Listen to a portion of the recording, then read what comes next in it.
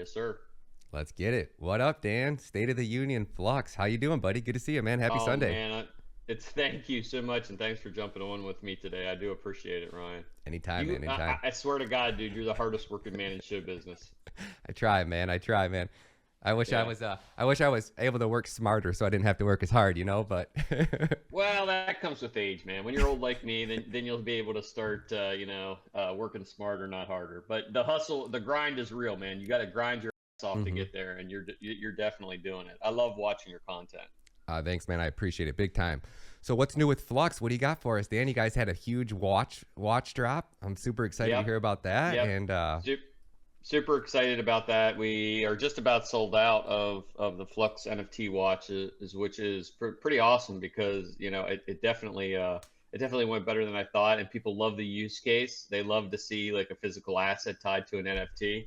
So now, what we're going to do is we'll finish up the sale, and it takes a few months for these watches to be built, but then they'll be redistributed out to all the folks that were lucky enough to get in early and get one. So, and we had some bantering around, who gets what number and whatever. But I wanted to say that we reserved the number one watch. If you haven't checked this out, you can go to our official Medium page and you can read about our partnership with uh, uh, Tissot, the watchmaker, and basically we reserve number one for auction, and we're going to auction off the number one watch to whoever the lucky person is. So I'm getting my spare change ready because I'd like to have that watch, but I know about five other people do too. So dude, that's sick, man. I can't wait to see that auction. Where are you guys doing the auction at?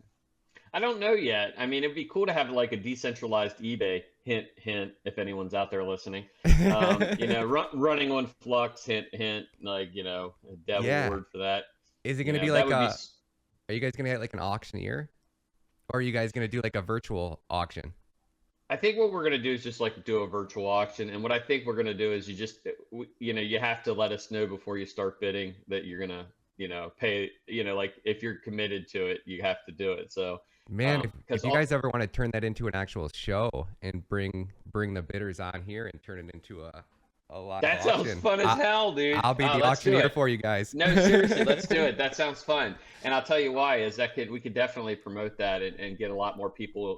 What we're trying to do is raise money for a couple different projects. One that helps veterans that had PTSD. Crypto Wrench, one of our community members and one of our teammates, is big into that as well. He does live streams for them. We're also looking to raise for Code Like a Girl, which is basically helping young women to get into coding and start to learn how to be a dev, which is really, really awesome. And then we have one other charity as well, which is basically clean water and drinking water for folks in Africa and different places. So yeah, we're trying to get real logical. I mean, the community we asked for a suggestion. Oh, and I'm sorry. The other one is we actually have four. The Flux Army, which is doing some pretty amazing things all around the world. So they've been helping out in Venezuela. So we're gonna be part of that raise will be for the Flux Army, who's doing some amazing stuff around the world, in Venezuela, different areas. I mean, Ryan, they're doing everything from cleaning out, dirty ponds to helping, people that are bedridden. Helping kids, sponsoring baseball teams for kids that wouldn't have a baseball team any other way. So really cool stuff. And if you haven't checked that out, that you can check that out at Flux Army on Twitter and see some of the cool stuff Dude, they're doing.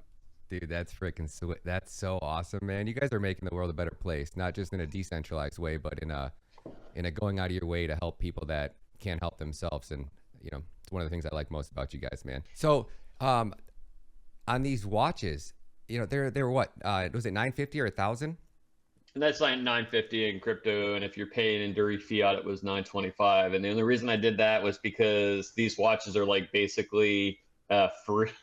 We're not making any money on these things. Yeah. It's more about giving back to the community. So I charge a little bit more for crypto because of the ebbs and the flows of crypto right now in Yeah. our bear market. So it all worked out in the end. Dude, that's sweet, man, because you guys are going to be doing Flux events, really big ones, probably FluxCon and Flux Yep. Fest, and those are free for life. So literally Yep. after two events, that watch is paid for itself 100% because tickets aren't cheap, man. To go to these events, it's 500, some are even 1,000. So You know, when you Yep. guys get big and you guys are throwing these huge festivals, it might be $700 for a ticket, and that watches your Yeah, ticket because for and the other life. thing you have to think about too, Ryan, is it doesn't just tie you to, Flux. Our partner projects are also gonna isolate early use cases like Mock is the one that did the NFT for us, miners of Kadena, and the if you haven't seen it, the NFT is absolutely fantastic, and we plan on doing things like that to award those people that are early adopters and helping out and stuff like that as well. So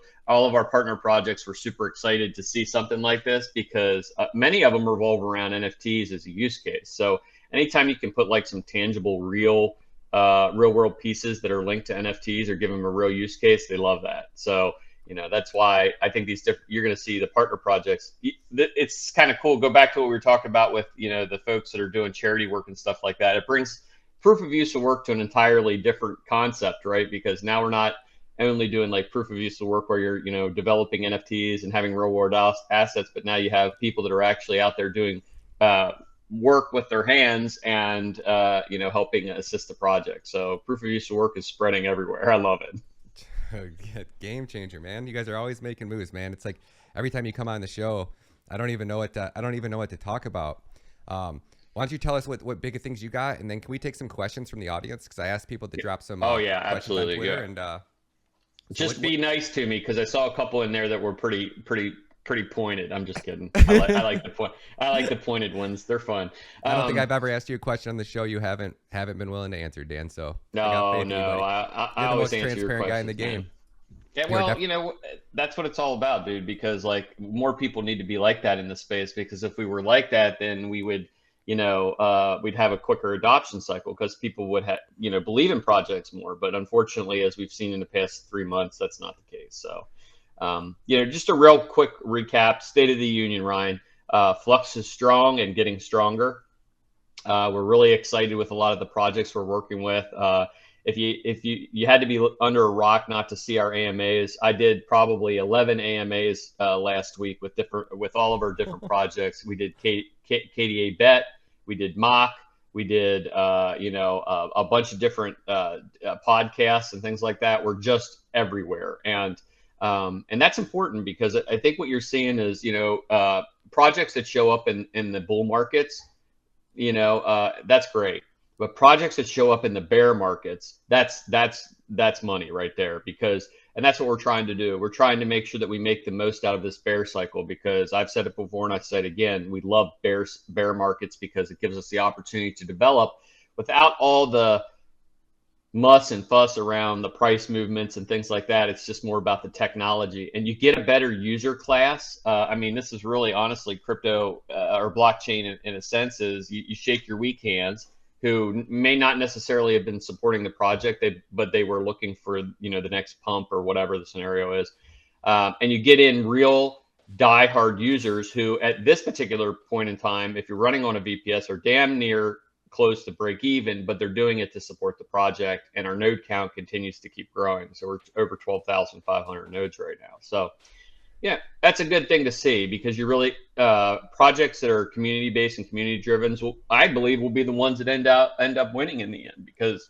when the capital runs out and the FOMO around investing and VC funds and everything else starts to wane, it comes down to the community who are building the real use cases around it, and I like that. So we just dropped our geolocations, which if you haven't checked that out, that's a big deal. That kind of changes the face of decentralized compute. And we are the only project out there that does this. You can isolate where you deploy your servers. And why is that important, Ryan? Well, that's important if we want mass adoption and we want to start pulling Web 2 folks in. Let's say they need to be a regulatory compliant platform, but they also want to be running on a decentralized network. You can do that now. You can run those within your geofence and deploy at your geolocation. So I think that's a big deal. That's huge. Our Titan is launching. I think the date was given. I think it's next week. we do our open beta. We're asking community members to start participating. Like anything else in beta, you always have to work the bugs out. So I tell people, they're always asking, how do we get in? How do we do this? How do we do this? I'm like, just be calm. We'll get you in as fast as we can. but we want to make sure that we test this and iterate appropriately so that we don't have any problems with any of the user interface or those pieces like that. But it's really, if you haven't seen it, Ryan, I'm going to give you a behind the scenes. So the next time we'll meet, I'll have one of our devs with us, Jeremy, who will talk with you about show you the ins and the outs of Titan and how you can deploy very seamlessly right out of Zelcore. So that would be a fun little one. If you invite us back, I'm going to bring them, and we'll talk a little bit about GitHub too. I know you want to do that, so that'll be fun. Heck yeah, man. And you guys got Zelcore beta coming out too, or is Zelcore beta in the works still? And oh yeah, you're on the list, brother. You've been giving me suggestions, man.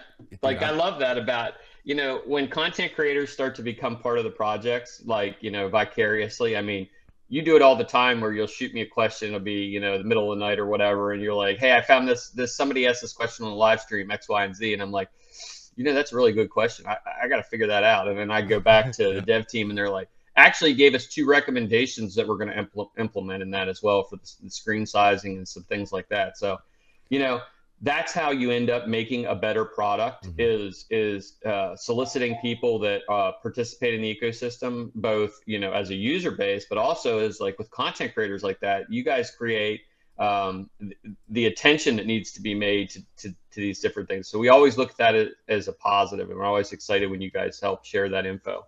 The way you guys have these partnerships with these projects, it's really awesome to see these communities coming together, because now they're flexing. Like when they get approved for Flux Labs, I mean, KDA Bet was so hyped that they got approved for Flux Lab. I've never seen a company that has started attracting that much. It's like when they start, standing up their back ends on Flux, they're wearing it like a badge of honor. It almost reminds me of when I say that you see people with branded tattoos, right? Harley Davidson, Ford. You don't really see anybody with Walmart tattoos. Why? Because it's not something they're proud of. Walmart didn't build almost like a lifestyle, like Harley Davidson. It represents more than the brand, right? You're a part of a family. You're a part of, and I think it won't be long before we see people legit having Flux tattoos. Like, I think when you go into the next bull run, we already see it. There's 2 that I know of, and I owe the community one. One guy got a really cool one right here on his chest. It's the Flux logo, and it's like peeling his skin back. And then another one got the new Flux logo up here on their arm. So see, I still owe him one, Ryan. Like, I told the community that, when Flux hit $1, that I was going to get a tattoo. So at some point, I'm going to have to bite the bullet and go get this tattoo. So I'm going to just get. Let's go. Let's at the first Flux event. Let's go get tatted together. Get tattooed. All right. I'll get a Flux one with you, man. All right, I'm down. Let's do it. That sounds like fun. All right. I might have to have a couple beers before that, though. Hey, we can have more than a couple. Just a couple. Yeah, but hey, Ryan, I'll tell you, the labs projects are. I'm honestly, I could not be more happy about how quickly the labs projects are continuing to keep growing. If you haven't checked us out, you can go on to runonflux.io and click on labs and see. I mean, if for those that are listening that don't know what Flux Labs is, it's basically an incubation and acceleration model. So we partner with these projects very early on. Most of them are developing on the Kadena ecosystem, and they have a commitment to decentralization. So they come to Flux to run infrastructure. So Cadix was one of the OGs. They were one of the first ones to come in and say, we want to be blockchain by birth. We want to be born on the Kadena blockchain, but we all want to run on Flux, front end, back end, so that if AWS goes down, Cadix doesn't go down, which is, exactly what we're looking for. We're looking to build this, strong, redundant, developed ecosystem. And these labs partners are coming left and right. We've gotten to the point where I've had to kind of pause the new additions just for us to be able to catch up with everyone, because they're just that ecosystem is exploding. It reminds me very early on of, and I hate to say it because Kadena is nothing like Ethereum, but when the Ethereum ecosystem first started to take off, post CryptoKitties, right? Like right after post CryptoKitties, and people started to actually develop some interesting infrastructure around the project itself, not just the token asset or token raise or ICO, whatever they were doing. They were actually fundamentally kind of developing some technology, and there was like this surge that came. I'm seeing the exact same surge coming to Flux into Kadena because they understand the folks that are developed, like, you know, KDA bets, hands down, so excited about that. And as a matter of fact, you know, I got one of the kings, I think it is, you know, so Yeah, I'm me too. super pumped to mint my king, right? So this is like, you talk about use case. You look at every project that comes through labs, they have a major problem that they're looking to fix, and they're well beyond like a minimal viable project. They've already developed out a little bit of an ecosystem. They're starting to deploy infrastructure. They're every day we're working with a different one and saying, they're asking questions about Flux and how to do this and how to do that and how to deploy. So yeah, we're super excited about it. I mean, those partnerships are a big deal because Flux doesn't do partnerships for the sake of doing partnerships. We could partner with everything under the world at this point because Hmm. you can run damn near anything on Flux, but it doesn't bring value to the project. So that's why we like our labs projects, because it really does bring like super lots of value to the project. And KDA bet, man, oh my gosh, dude. You know me, I dive deep into these projects, and you never Mm-hmm. see me invest time into bringing people on my show unless I actually 100% believe, like back to back. I'll interview anybody one time to give them a shot, but when I find Do, do, somebody, I they're had I had a AMA this week with them, Ryan, and like they never cease to amaze me. The, the whole concept of what they're doing is so novel, and we were on that AMA and kind of chatting back and forth, and the next thing you know, we were talking about regulatory compliance, because that was always a big thing for me. Like, what does regulatory compliance look like, especially in the gaming industry, right? And this is a perfect spot. These guys will be one of the very first projects to use our geolocations, because they can meet regulatory compliance by deploying in the areas where they basically run. And their commitment as a product is to be regulatory compliant. So, I mean, I really think that that's forward thinking. We all love the cypherpunk world. We all like to be anon, that whole 9 yards. But sometimes you have to really just sit back and say, these projects will not be successful if I don't meet regulatory compliance and I don't iterate on top of what I'm doing. So really cool to see. So check this out. We were talking last week, and I was like, what's really unique about Kadena NFTs and the DIDs, the decentralized identifiers, or whatever that Stuart Habert's building, like his life work into those NFTs, so you can track and origin and all these things. Eventually, because Kadena is the only blockchain that could do something with the government, right? Like the Secretary of State could actually deploy NFTs through Kadena, and that would give you the ability to build an app on your phone. So your app connects to the Secretary of State. Like you go in through the Secretary of State app. When you want to vote, you got to use facial recognition software. You got to scan in a picture of your ID, and using an NFT, and then that generates your NFT. So your NFT is put into your wallet that's given to you by the Secretary of State, and the only way that you can vote is and actually place a vote would be to unlock the access to that with your NFT, right? You could also say like the Secretary of State, you get a Michigan, right? I get a Michigan NFT. And if they wanted to do regulations based off of states, because every state is different, you could literally only allow people to play a slot machine or place a bet in your game if they have a NFT based off of that location. Like where that could go is freaking. It's real world juice, Ryan. That's what it comes down to, is like it's actually using NFTs for what they were meant to be used for, not GIFs and JPEGs. I said it from the beginning. Sometimes that froth and that FOMO that comes around it, where people are buying grape apes or whatever the hell it is, board drafts or whatever the hell it is. I You know got what I'm scammed on saying? that one. Like, it's so. I just never got into NFTs, but then along comes, the opportunity we did with the watch program, and that was just me sitting on the couch, just bored one night, and talking to the mock guys, and the next thing you know, we've got like a real world juice case piece. But take the watch out of the equation. It doesn't matter what you put in there, whether it's supply chain management, if it's electronic medical records, whatever it is. Like in your case, talking about voter rights that essentially are linked to NFTs that are tied to the blockchain. That's a big damn deal, and as we develop it out, they're going to start to realize that they need a rock solid scalable blockchain like Kadena, and they need a rock solid, well developed infrastructure like Flux that's going to be able to run those things on the back end. So Dan, could they tie into your geo tracker so that if I oh have a yeah, Michigan ID, the geo tracker could actually say that, hey, I'm in Michigan right now. I didn't just take yeah. my Michigan and went to a different state.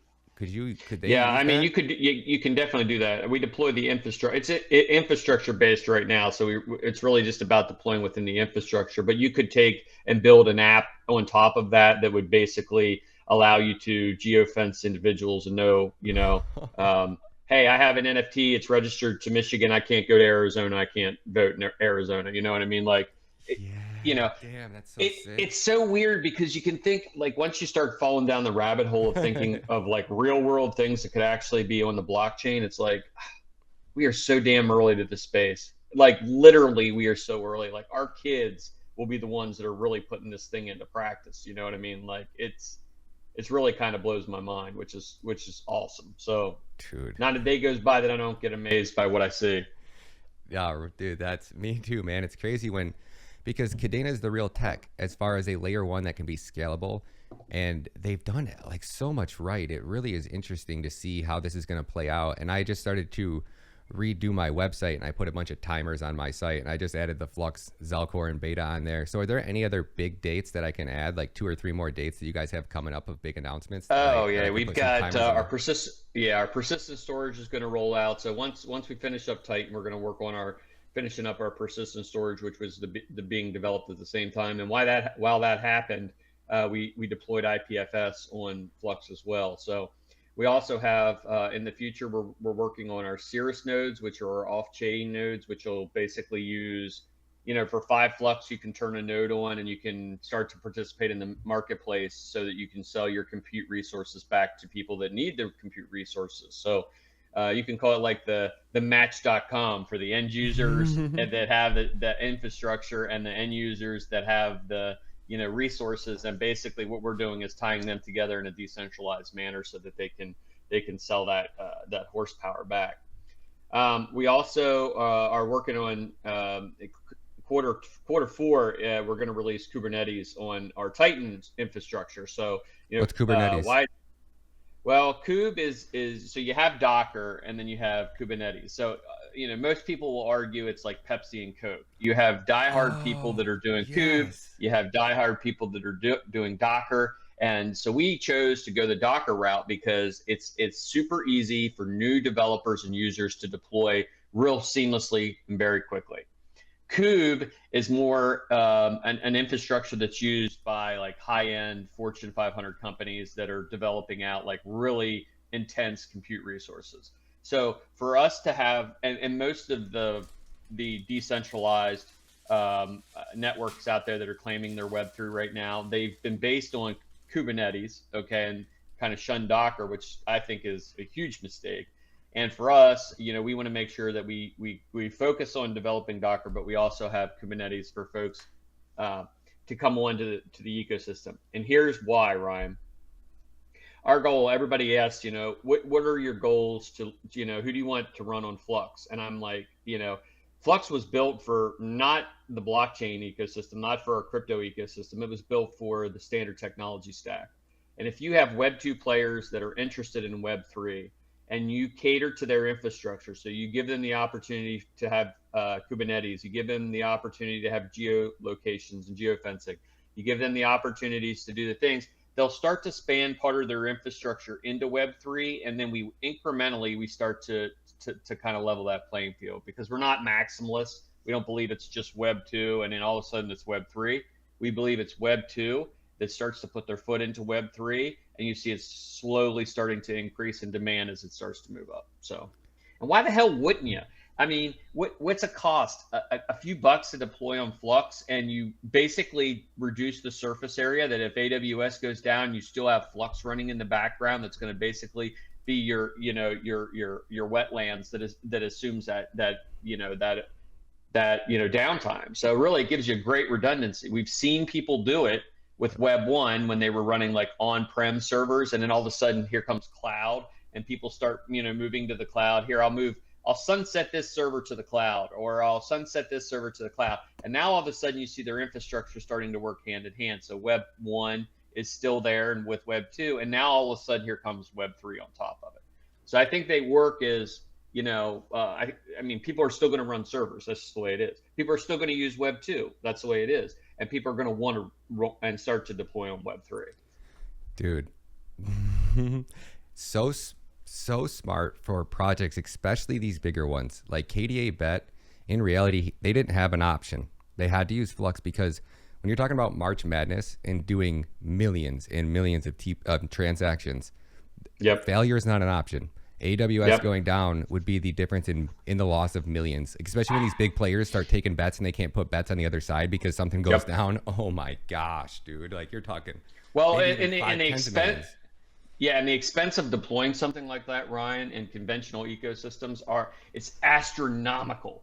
Like, if you could listen to the demands that they have for their pricing oracles, and they're basically there's these different applications that'll run on Flux that'll allow people to have very low latency, very low downtime, and assist with the market makers that are making, because I didn't even know this. I didn't know that sports betting had market makers, right? Mm-hmm. But they do. And I mean, those guys explained it to me, and it like a light clicked on. I was like, oh my God, this looks a lot like, decentralized finance. Well, that's exactly what it is. So, what they're doing and what they're deploying over there is going to use up a good portion of our compute resources, which is exactly what we want, because you're going to spend a lot of Flux to run it. You're going to spend a lot of Flux to keep it up and going. And you're going to have community members that are vibrantly involved because now it's part of their project portfolio. And you know what I love about Flux? You didn't question KDA Bet. I mean, I'm sure you guys did your due diligence to look into them, but you guys are a decentralized infrastructure. You didn't judge them for being. You guys said, hey, no, anybody can build. Anybody can stand up on Flux, right? Because we are built for the people, by the people. We are decentralized by birth. We're not worried about what the SEC or any regulatory thinks of KDA Bet, because we provide infrastructure. That's what we do. We're a business, and I was very proud. Yeah, they could have easily bypassed labs and just went straight to the deployment. Yep. And we've seen projects do that. Haven was one that they have their own project. It's well developed, and they wanted to get their infrastructure out there in the hands of people in a decentralized manner. And they just showed up in our Discord one day and said, hey, we're deploying on Flux. We have a couple questions. We answered those couple questions and off they went. And next thing you know, their front end is running on it. The back end, their Volt system is running on it, and all these different pieces. And they didn't ask for permission. You don't need to ask for permission with Flux. That's a good thing about it. So we're still early on in our iterative process, because the ultimate goal is to take the way that it's done now is you submit a pull request. The pull request is approved, and then it goes to the network. We've done that in the very early stages to make sure that we don't get people, attacking the platform and so on and so forth. But once we have our persistent storage model in place, and around Q4 of this year, we're going to just pull it off. Jetpack 2.0 will be out. People will be able to go and deploy in about 4 easy clicks. The other big thing is you'll be able to settle in fiat, because large companies in the standard tech space, they don't necessarily want to do their budgets that they have to submit in Flux, right? Because it ebbs and flows in price. It's like every other crypto out there. So what we're trying to do is tie that, that onboarding process to a dollar amount. So say you want to deploy a node and an application with 5 servers, it's going to cost you, 2 Flux. That settlement model will be pegged to fiat, and in the background, what it'll do is you'll see a dollar amount, so you can still pay in Flux. It's going to be 0.1256 Flux, whatever. But then you're going to see an amount, say, pay in fiat that ties it. So that allows companies to be able to really make their budgets appropriately and be able to feel a little bit more comfortable with a decentralized network, because it looks exactly like what they're doing now with conventional VPSs. We did it ass backwards, right? So you're seeing VPSs all of a sudden now saying, hey, we take crypto.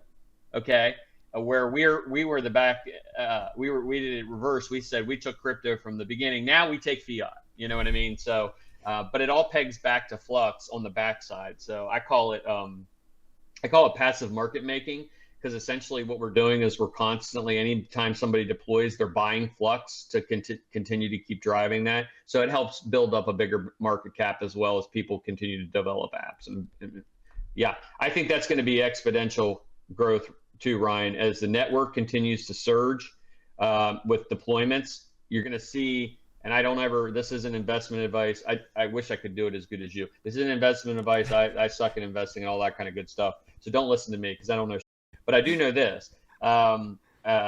If people are constantly, imagine the influx, no pun intended, of funds that come into AWS on a regular basis that goes into their coffers. Well, that's going to happen with Flux, but the difference is it's going to go back into the community, right? It's going to go back into buying the asset, taking the asset off, and creating that perpetual foundation we've talked about. So I'm super excited. We're already seeing a massive increase in the demand on the horsepower on Flux. You mentioned KDA bets, but Mock is doing the same thing. DocuShield is, we really launched IPFS on Flux for DocuShield because they needed an IPFS instance to be able to be decentralized. We did it. So those are the kind of things that being part of a labs community, that's important, because not only that, you saw KD launch and their decks ran into some problems, and they worked with Cadix. They're, for all intents and purposes, a competitor of the platform. They work together to address the vulnerability and fix it and then roll it back out again. So, that's the kind of shit that, if we're all working together as a community, instead of being tribalistic, because if KD launch is successful, Cadix will naturally be successful because they'll continue to keep working together and moving forward. So it's really different than the way business is done out in the world today, in the sense that we're all community members in the grand scheme of things. Somebody asked me the other day, said, well, what's the next Google? I said, we're all the next Google, right? We're all the people that are building the infrastructure, the back end, and developing that out, and we will be the next Google. So I thought that was kind of a unique thing, because the guy I was interviewing with was like, I never really thought about it like that. You have to think of it, they have a massive company, but the massive company for us is the community that builds on top of it. What do you think when Google's AI gets completed and that AI can code in any coding language and build out blockchain applications in days that would take the average developer decades? How's your take? It's like think about it, Ryan, if man creates it, there's always a vulnerability there, So I think the way that it's touted sounds like it could be very interesting, but in practicality, I don't think it will be, because, we can give the input model, right? What we believe it's going to look like, but you need that developmental process along the way. And it's just like everything else. If, they've been saying computers are going to do this and do that and do this and do that. Yes, someday they might. And, might be super nice to have that, right? At least like a standard practice. Like if I need a simple app developed, that, AI could do that in the background. But yeah, I don't know. I think we're way away from that. And, I think in the end, it'll still need human touch as well. So I don't think the ability to code goes away. I think it iterates. I dig it, man. You think of it like this, Ryan. There used to be a day when service desks had to touch every computer. Like literally, if you had a problem with a printer or your computer was acting up or whatever, you had to get your sneaker net, right? Put your sneakers on and run over and take care of that computer. That's gone by completely by the wayside. And we thought about that, years ago when service desk was massive. Let's go back 20 years. Everybody was like, well, someday service desks will be completely remote and it'll be completely automated. And, basically somebody calls in a service desk ticket. The service desk ticket gets picked up by an AI that's running, puts it into the appropriate queue. Then it goes to an individual. And if it can be fixed without, you see all these things like self-service centers now and things like that. First call resolution will fix that. We'll remote into their computer. We'll fix that. 20 years ago, that was a dream. Today, it's completely the reality of how service desk works in many different ways. But there's still tons of human interaction there. And I think there will be with this as well. So roll it out 50 years down the road. I think that's probably, something that we could look at. But AI is so early on. I don't, it's way earlier. You know, Elon Musk says it's already too late. He says, I disagree. I think we're so early on in it that there's a lot of hype around it because that creates shareholders and investors. But I don't think we're ready yet. They start talking about sentient, understanding. These AIs are arguing that they can feel and things like that. I don't think so. It's all input output. So, I think anyone in the technology space would understand that. But the normal people who are sitting there listening to it, they think the Borg is coming and going to take them in their sleep, Yeah. So, I think it's more fear and propaganda than anything. Good. You want to fire off some questions? Yeah, let's do it. Yeah. All right. So the first one, and I'm just going to ask this, and then I'm going to put it in the video earlier because you already answered it. So Dan, can you talk about KDA Bet's plan to work with Flux? I think we already talked about that, or do you want to answer that one? Yeah. So I mean, essentially, they're looking to use it every way they can. They want to deploy front end, back end. They want their pricing oracles. They want their market maker pieces running on Flux, and it all makes sense, right? Because these things are like real in time and high throughput, and it just makes sense to be on Flux because we have the ability to scale infinitely if we choose to do so. So as they continue to keep growing, we can continue to keep deploying hardware. I mean, right now Flux is sitting at about plus 8,000 different apps. It's probably a little bit more than that with pre-search, but we've got the capability to scale to like 1.2 million instances. You know what I mean? And that's a big deal because if somebody that comes in and needs those compute resources, we got to be able to provide them.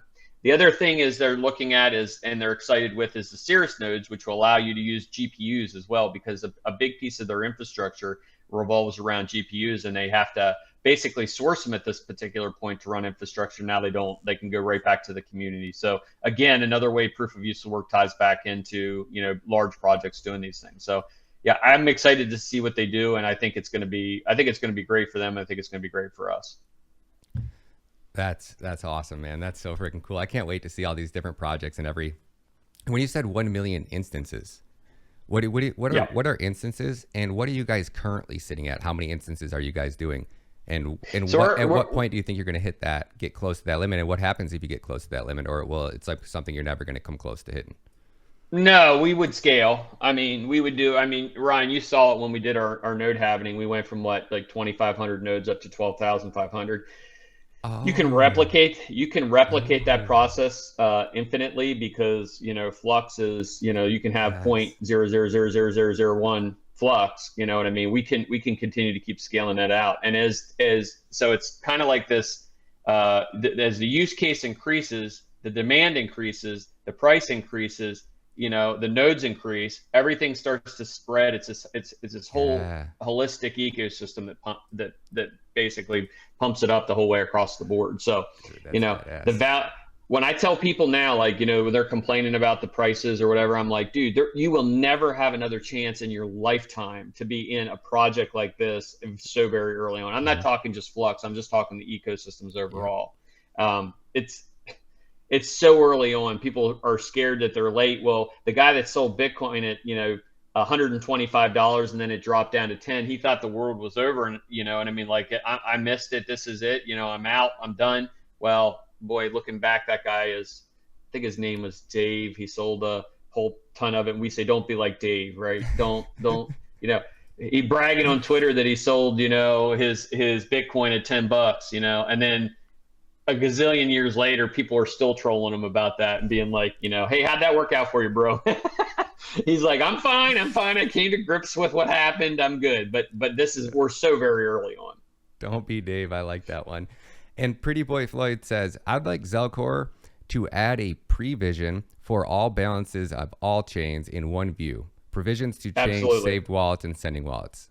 What do you think? Absolutely. And that's part of the redesign that they're working on right now. I've seen the beta version of it, and it does exactly that. So not only that, once we've released the new UI UX, we're also going to start to expand into, other conventional markets, commodities, stocks, things like that. So you'll be able to pull all of your portfolio data directly by API directly into into Zelcore. And why is that important? Well, if you're using TD Ameritrade and you have some stock sitting over there and you have this aggregated data, you can simply link that back up to your Zelcore. And now you're not only the custody, but you're also the curator of your data as well, so that you know exactly what's happening. So, Zelcore is doing some pretty damn amazing things. Tim Tully, the CEO over there, and Parker Honeyman, who's the COO, they are running a very amazing crew. And we snagged, I can't say who we snagged them from, but if you do enough research on their Teams page, you'll figure it out. But we added some developers who have really been working with us on their UI UX, and it's fantastic. Bleep that out, Ryan. Oh, got you, man. That's so exciting, buddy. And Independent Hip T, I can't say his whole name. Hip Tosser. Independent Hip Tosser says, question to Web3 Wrath King, Dan, because everyone wants to know, what is Flux TPS and what are your current limitations with what are you running right now? And what is the current TPS and what can you guys scale up to? And when you guys Go ahead. That dude is freaking everywhere, man. Like he has some of the best questions too. So I'm sorry, I didn't mean to cut you off. No, you're good. So what is Flux TPS? And what are you guys doing as far as TPS wise right now? And when all of these projects are standing up infrastructure on Flux, that's not taking away from your TPS, is it? That's just them running infrastructure. Yeah, I know this is going to sound crazy, but TPS doesn't matter because we're not a settlement layer, right? Yep. So we're not somebody like Kadena that can do 45 gazillion, TPS because they've been built to scale in 20 plus chains, what we're using our layer 1 for is just basically consensus mechanisms, allows our miners to participate in the ecosystem and transactional validation. So TPS is kind of a red herring. People have used that for years because Ethereum, which was going to be like your layer 1 platform, put a lot of emphasis around TPS. The higher the TPS, because you look at Master card or Visa or these others, we have to rival them. Flux doesn't care about any of that because we're utilizing other platforms as, they're solid layer 1s. Like you can deploy on Kadena and you can run on Flux. So your layer 1 is Kadena, your layer 2 is Flux.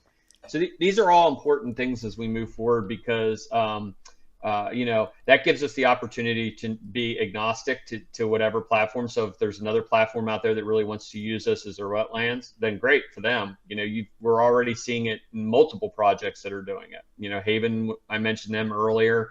Different projects that are coming into the ecosystem and they need the infrastructure. So I would say this: TPS is important if you're a settlement layer like what Kadena is doing and what other folks are doing. It doesn't mean shit to us. It really doesn't. I mean, as long as the chain is secure and keeps moving forward, our layer 2 is where all the action happens. And where do Zelcore transactions get settled? When I'm transferring crypto from Zelcore, I'm depositing my Kadena in Zelcore. Is that putting TPS on Flux blockchain? No, it's putting the demand on. It is in a sense because you're having the infrastructure of Zelcore runs on Flux. The nice thing about it is it's incremental. I mean, it's not even a blip on the radar. We launched Project Nebulous, which we said we want to start going after Infura and a few other people, and we believe we can do it. Trunk sent me the numbers the other day, and I have them in here somewhere. But the actual numbers that we were settling out of Zelcore was astronomical. Because people don't only use Zelcore just to store their assets. They also use the backend APIs for their project development. So a lot of that stuff just runs on Flux. It's been developed by Zelcore. It's chilling out there and you can tap into it. And that's why we want to be a little bit like Infura in the sense that it's decentralized. It's not owned by JP Morgan and Consensus. That's a big reason why Nebulous was born. But I think you can see that we do about 73,000 transactions off of that platform a day, which sounds low. It's very low, I think, and that doesn't bring everything in, but that's still pretty damn big. 73,000. Yeah, that's a lot. That throughput's pretty amazing. Rez says, are there any big partnerships coming soon, like we saw with NVIDIA? If Flux had much simpler node setup guides, would that be awesome? If Flux had So much simpler, yeah, I think I said that right. yeah, well, what they're saying is partnerships. So again, logical partnerships. We have a ton of them that we're working with under NDA. Ones Ah, that are very early on to the ecosystem that they're trying to figure out Web3 for the very first time. And I will tell you, Lumen, Fortune 200 company, we just rolled a partnership with them. So you go show me in ooh, blockchain, that are people that are seriously working on developing with like a Fortune 200 company, and not just, they may look at having a partnership at some point. They're announcing a partnership about possibly announcing a partnership about possibly developing something. Come on, man. So I would say if you're going to see it coming, it'll first slowly, then all of a sudden, right? You saw it with Flux. We did it slowly for 3 years, and then all of a sudden, here they come, right? And I think it's going to continue to keep being like that quite a bit. dude, you So, know that I got a partnership with Google. I use Google Sheets. My well, it's yeah, remember that yeah, yeah. blockchain that Google said, "Hey, are you Justin's son?" Because that's, I mean, yeah, because that's what Tron did constantly, right? Is they just would yeah, announce stupid ass shit like that, and it's just not good. So the other answer to that question is running a Flux node is not easy, and I've said this before, Ryan. You and I have. That's probably oh one yeah, of the things that you and I went to head against, it's and I hard, man. said, look, man, it's hard, and it's hard for a reason. It's because it's actually you're actually becoming a decentralized systems administrator Hmm. by running these nodes. They have to be they're on demand, they're reliable, they're scalable. You have to be part of the project. Like, it's not a one-click set it and forget it. It is okay, I've got to check daily to see what's happening, because I want to make sure that my nodes are up to date and things are happening the way they should. And, it's not an easy process. What I would say to that is check Titan out. Because if you want to run and be part of the node ecosystem, Titan is where the rubber meets the road. So we're going to allow people with just 50 Flux to be able to lock up a node on the network for 3 months, 6 months, or a year. You don't have to do shit other than 3 clicks out of Zelcore, and now you're good to go. I love how you got your nodes at any time. If I want to take my node down, anytime if I want to get my Flux, and I don't have to lock my Flux up. It's just in my Zelcore, right? Like I'm not Yep. committing to anything. If the market Now gets that'll better, be now that'll be different with Titan, because you'll oh still yeah, hold your asset, but it will be locked because you've put you're it into a pooling. node. Yep, Yeah, it's yep. pooling. So, but with the regular, our But three what are tiered system. those requirements are what, a couple hundred Flux or something? It's not like you're putting Yeah, 100K and 50 locking it flux, up. 50 flux. You can get in with 50 flux and earn a reasonable, realistic APY. Right? Yep. We're not here to say, hey, we're going to give you 400% APY. No, we're going to get something reasonable. I think it's like, I want to say it's like in the the goal was like between 6 and 7%, which Yep. would be really kind of cool, because it would definitely be better than everybody else out there. A lot, But though. then you look at what's happening with Celsius and these other platforms who offered high, return on investment. It's like, Man, yeah, I that's not want going to happen with Titan, because you're actually still in control of your assets, to. Hmm. right? So, Yep. they stay right inside of Zelcore, and basically what you're doing is basically signing a transaction saying those funds can't move for 3 months, 6 months, or a year. Man, when I hear So get these a little people, yep. Go ahead. tiered. I hear these No, people it's just complaining that Flux payouts aren't enough. I want to come through that computer and just like smack them. Like you dumb oh. bro. That Flux pays you 5 or 6 or 8%, dude. It's designed for longevity. You greedy motherfucker. I want to. But There's a didn't reason we they pay set you it? out a fair wage. It's like a fair pay Yeah. for you doing absolutely nothing Yeah. but running a node. It's not hard. You get it set up and you get rewarded, and you do it in a Yeah. safe way where you can actually trust the project. How'd that 18% work out on Luna, right? How'd Yeah, that it 50% did. work out on, how that 60,000 quadrillion percent work out on Time Wonderland? You lost it Yep. all. Flux is Yep. doing it right.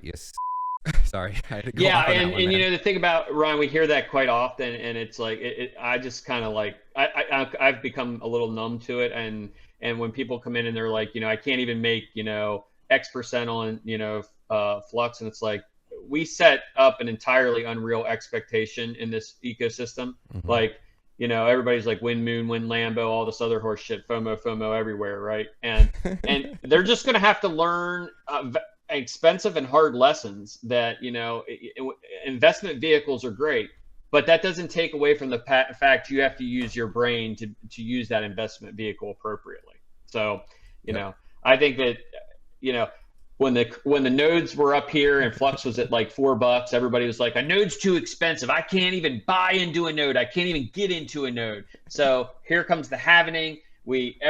Flux comes down, the price is down. Everybody's like, you think they would be like, oh my God, well, I have an opportunity to get in now.